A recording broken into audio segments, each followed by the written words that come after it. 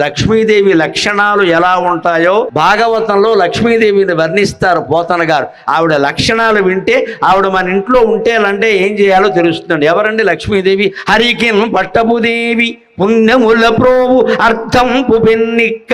ఇటువంటి పద్యాలు ఇప్పుడు పాఠ్యాంశాల్లో లేవండి. ఈ పద్యం నేర్చుకుని మీరు లక్ష్మీదేవి ఆరాధన చేస్తే ఆ లక్షణాలు కలిగి ఉంటే ఎవరో అప్పుల పాలు కారండి. హరికిన్ పట్టపుదేవి పుణ్యముల ప్రోవు అర్థంపు పెన్నిక్క చంద్రుతో బుట్టువు భారతీగిరి సుతల్తో నాడు పోబోడి భారతీగిరి సుతల్తో నాడు పోబోడి తామరలందుండెటి ముద్దరాలు జగముల్ మన్నించు నిల్లాలు బాసురతన్ లేములు వాపు తల్లి సిరియిచ్చు నిత్య కళ్యాణముల్. హరికిన్ పట్టపుదేవి అమ్మవారు క్షీర సముద్రంలో జన్మించింది. ఆలోచించండి. పాల సముద్రంలో జన్మించడం అంటే ఏదో పాల సముద్రం అలా అంటూ ఒకటి ఉంది, దాన్ని ఏదో మదించేస్తుంటే డామ్ అని అలా పుట్టరండి. పురాణాల్లో అన్ని ప్రత్యేకలుగా చెప్తారు, సింబాలిక్గా చెబుతారు. పాల సముద్రంలోంచి అమ్మవారు పుట్టడం అంటే అర్థం ఏమిటో తెలుసా? నువ్వు సంపాదించే ప్రతి రూపాయి పాలల్లాగా స్వచ్ఛంగా ఉండాలి, అక్రమంగా సంపాదించద్దు ఖచ్చితంగా. ఆవిడ పాల సముద్రంలో పుడుతుందండి, పాపాల సముద్రంలో పుట్టదండి ఆవిడ. విష్ణుమూర్తి భార్య మజక. విష్ణుమూర్తి ఎంత స్వచ్ఛమైన మనిషి. ఆ స్వచ్ఛమైన మనిషిని వరించి అంతటి ఆవిడ ఆవిర్భవించిన వెంటనే దేవాది దేవతలు అందరూ అక్కడ ఎదురుగా ఉంటే అక్కడ వెంటనే ఎవరిని కాకుండా విష్ణుమూర్తిని వరించింది ఆవిడ. సా శ్రీరమా భగవత్పర రంజయంతి దిశకాంత్య విద్యుత్ సౌదామనీయధ అని భాగవతం అష్టమ స్కంధం అష్టమ అధ్యాయం అష్టమ శ్లోకంలో వర్ణిస్తాడు వ్యాసుడి గ్రంథ ప్రణాళిక. లక్ష్మీదేవి ఆవిర్భవించిన శ్లోకాన్ని ఆయన ఎక్కడ బిగించాడో తెలుసా? భాగవతంలో 8వ స్కంధంలో 8వ అధ్యాయంలో 8వ శ్లోకంలో బిగించాడు. లెక్క చూసుకోండి ఇంటికి వెళ్ళి. సరిగ్గా అష్టమ స్కంధం అష్టమాధ్యాయం అష్టమ శ్లోకం లక్ష్మి. ఎందుకు తెలుసా? ఆవిడ అష్టలక్ష్మి స్వరూపం అమ్మా. అది మన సాహిత్యం, అది మన సాహిత్యం. ఆవిడ అష్టలక్ష్మి. అందుకే 8వ శ్లోకంలో బిగించాడు, 8వ అధ్యాయంలో పెట్టాడు, 8వ స్కంధంలో పెట్టేసరికి ఆ కథ అక్కడికి వచ్చేలా చేశాడు. ఆవిడ ఎలా పుట్టింది? హరికిన్ పట్టపుదేవి. హరి అంటే హరించేవాడు హరి కదా. హరించేవాడు అంటే దొంగిలించేవాడు కదా. ఆయన దేవుడు ఎలా అవుతాడండి? దొంగిలించేవాడు. కృష్ణుడు శ్రీకృష్ణుడు వెన్న దొంగిలించాడు. వెన్న అంటే ఏమిటి? వెన్న అని మనం తెలుగులో అంటాం, సంస్కృతంలో ఏమంటారు? దాన్ని నవనీతం అంటారు. నవనీతం అంటే ఎప్పటికప్పుడే తీసింది. నవనీతం నవనీతం ఎప్పటికప్పుడే తీశారు దాన్ని. అంటే పాత జ్ఞాపకాలన్నీ వదిలేసి ఎప్పటికప్పుడే నీ మనస్సుని తాజాగా ఉంచుకోగలిగితే దాన్ని కృష్ణ పరమాత్మకి నైవేద్యం పెట్టమని అర్థం. నవనీతం అంటే అర్థం అది. అంతేగాని 3 కేజీలు వెన్న పట్టుకెళ్ళి వేణుగోపాలస్వామి మూతికి రాసేయమని అర్థం కాదు. అక్కడ నేను వెన్న ఇచ్చా నీకు ఆయన వెదురుబొంగ ఎత్తాడు, పట్టుకెళ్ళి ఇంట్లో పెట్టుకో. వెన్న అంటే నవనీతం సంస్కృతం. అందుకే గొప్ప భాష. మనకి ఎంత తెలుగు బాగా వచ్చినా మన పిల్లలకి ముందు నేర్పవలసింది తెలుగు, తర్వాత నేర్పవలసింది సంస్కృతం. ఈ 2 తప్ప ఇంకేమైనా అవసరమైతే తర్వాత చూద్దాం, ముందు ఈ 2 నేర్పండి. నవనీతం నవనీతం అంటే కొత్తగా తీయాలి. ఎప్పటికప్పుడు నీ మనస్సు తాజాగా ఆలోచించు. ఎందుకు గతం ఆలోచిస్తున్నావు? ఎందుకు భవిష్యత్తు ఆలోచిస్తున్నావు? తాజాగా ఆలోచించు. ఆ తాజాగా వచ్చిన ఆలోచనే భగవంతుడికి సమర్పించు. అదే నవనీతం అని లెక్క. అందుకనే ఆయన వెన్న దొంగిలించాడు. అటువంటి శ్రీ మహావిష్ణువుగా ఆవిడ పట్టపుదేవి అంటే నీ మనస్సులోకి లక్ష్మీదేవి ప్రవేశించాలంటే లక్ష్మీప్రదమైన ఆలోచనలు ఉండాలండి. శనిగొట్టే ఆలోచనలు ఉంటే అలాగా. హరికిన్ పట్టపుదేవి పుణ్యముల ప్రోవు అంటే స్పష్టంగా చెప్పారు. పుణ్యాలు చేసిన వాడి ఇంట్లోనే లక్ష్మీదేవి ఉంటుంది, పాపాలు చేస్తే ఉండదు. మనకు అనుమానం వస్తుంది. మా ఇంటి పక్కనే ఒకడున్నాడండి, 3 మేళ్ళ కట్టాడండి, బాగా సంపాదించేసాడండి, అక్కడ అడ్డంగా సంపాదించాడండి, మరి వాడి ఇంట్లో లక్ష్మీదేవి ఉందా లేదా చూడు. కంగారు పడకో, సుందరవదన తొందర పడకని. ఏడాది కాదు, 2 ఏళ్ళు కాదు, ఒక 10 ఏళ్ళు చూడు. వాడిని లక్ష్మీదేవి ఏం చేస్తుంది తెలుసా? 3 మేళ్ళు 6 మేళ్ళు అన్నీ బాగా ఎక్కనిస్తుంది. వాడికి దిక్కుమాలిన కొడుకుని ఇస్తుంది. వాడు ఏం చేస్తాడు? పనికిమాలిన హీరోని పెట్టి సినిమా తీస్తాడు. వీడి ఆస్తి మొత్తం శ్రీమద్రమారమణ గోవిందో హరి. ఇది లక్ష్మీదేవి మాయ మనకి తెలియదు. వీడి ప్రపంచంలో అందరినీ తిరస్కరిస్తాడు కానీ కొడుకును కాదనలేడు. వీడు కళ్ళున్న ధృతరాష్ట్రుడు. ధృతరాష్ట్రుడైనా ఏం కళ్ళు లేవు, వీడు కళ్ళున్న ధృతరాష్ట్రుడు. వీడు కొడుకు సినిమా తీస్తాడు, పనికిమాలిన వాడిని పెడతాడు, ఇక్కడ మొత్తం పోయింది. ఏమైంది? ఎప్పుడు దేవుడు కొట్టే దెబ్బ ఎలా ఉంటుంది అంటే బాగా ఎదగనిచ్చి పైకి వెళ్ళే కొడతాడు. అప్పుడు దెబ్బ గట్టిగా తగులుతుంది, ఇంకా లేవడు. ఇంకా ఇప్పుడు ఈ వేదిక మించి పడ్డామనుకోండి, మహా ఇది కొంచెం మోకాలు పెచ్చు రేగుతుంది, అంతకంటే ఏం కాదు. ఇక్కడ ఇంకా 4 అంతస్తులు మేడ మించి పడ్డామనుకోండి, అంతే ఆర్థోపెడిక్ ఆసుపత్రే. అందుకని దేవుడు బాగా దుర్మార్గులను ఎదగనిస్తాడు. దానికి చూసి దయచేసి ఎవరు కూడా పొరపాటు పడద్దండి. నా అధర్మో వర్తతే నిత్యం. వ్యాసుడు భారతంలో చెబుతాడు స్పష్టంగా, అధర్మం చేసిన వాడు కూడా అభివృద్ధి చెందుతాడు. తత సపత్నాంజయితి తతో భద్రాణి పశ్యతి అంటాడు. వాడు శత్రువుల్ని జయిస్తాడు, వాడికి క్షేమాలు కూడా జరుగుతాయి. కానీ సమూలస్తు వినశ్యతి, ఎదిగాక మొత్తం నాశనమైపోతాడు చూసుకోండి అని చెప్పారు ఇక్కడ. అంచేత ఆ దారికి మనం వెళ్ళకూడదండి. పుణ్యముల ప్రోవు అర్ధంపు పెన్నిక్క. 1 రూపాయి బిళ్ళ కింద పడిపోతే కళ్ళకు అద్దుకోకుండా ఏ హిందువు జేబులో వేసుకోడండి. అది హిందూ ధర్మం, అది హిందూ ధర్మం. రూపాయి బిళ్ళ ఎక్కువ కళ్ళ, 1 రూపాయి బిళ్ళ. ఇవాళ రూపాయి విలువ ఎంత? ముష్టాడు కూడా రూపాయి పుచ్చుకోవట్లేదు ఇవాళ. 10 రూపీస్ లేదా అని అడుగుతున్నాడు, లేకపోతే నేనే వేస్తాను పట్టుకెళ్ళి ఉంటాడు.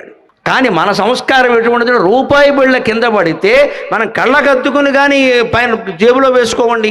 అలా లక్ష్మీదేవిని గౌరవించాలి. ఎప్పుడు డబ్బులు కానీ నోట్ల కట్టలు కానీ రూపాయి బిళ్ళ కానీ నేల మీద పడకూడదు, పళ్ళెంలో ఉండాలి, మన చేతిలో ఉండాలి. కనీసం వస్త్రమైన పుస్తకం 1, పెన్ను 1, దేవుడు విగ్రహం 1, డబ్బులు 1 ఎప్పుడు నేల మీద ఉండకూడదండి. గుర్తుపెట్టుకోవాలి, లక్ష్మీదేవి ఇంట్లో ఉండాలంటే.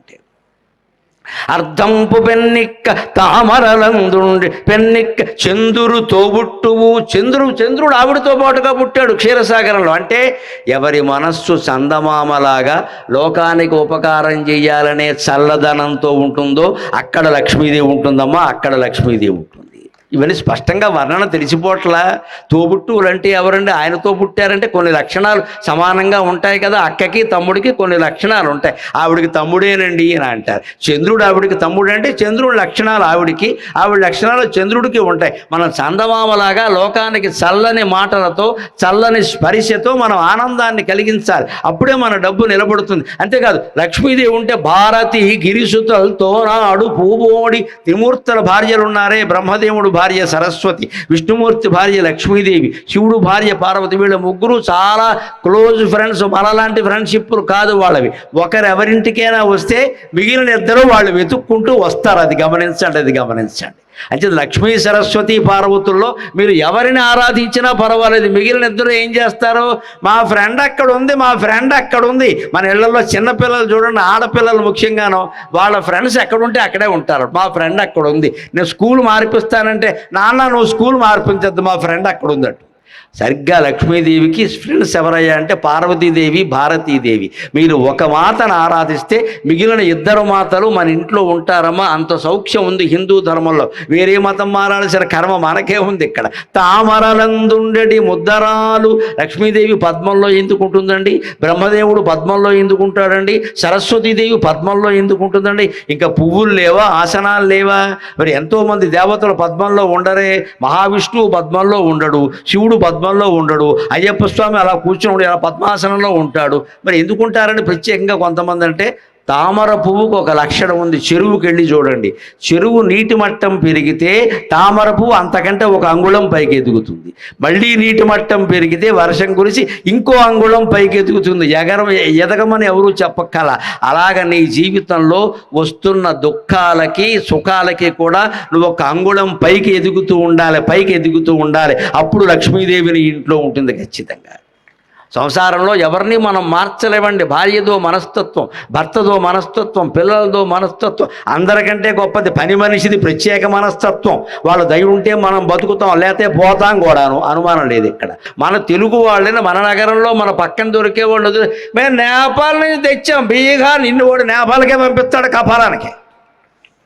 ఎందుకంటే అక్కడ వాళ్ళందరినీ ప్రోత్సహిస్తున్నారు. ఇక్కడ ఇన్ని మనస్తత్వాల మధ్యలో నెట్టుకు రావాలంటే తామర పువ్వులాగా ఎదగాలి మనం.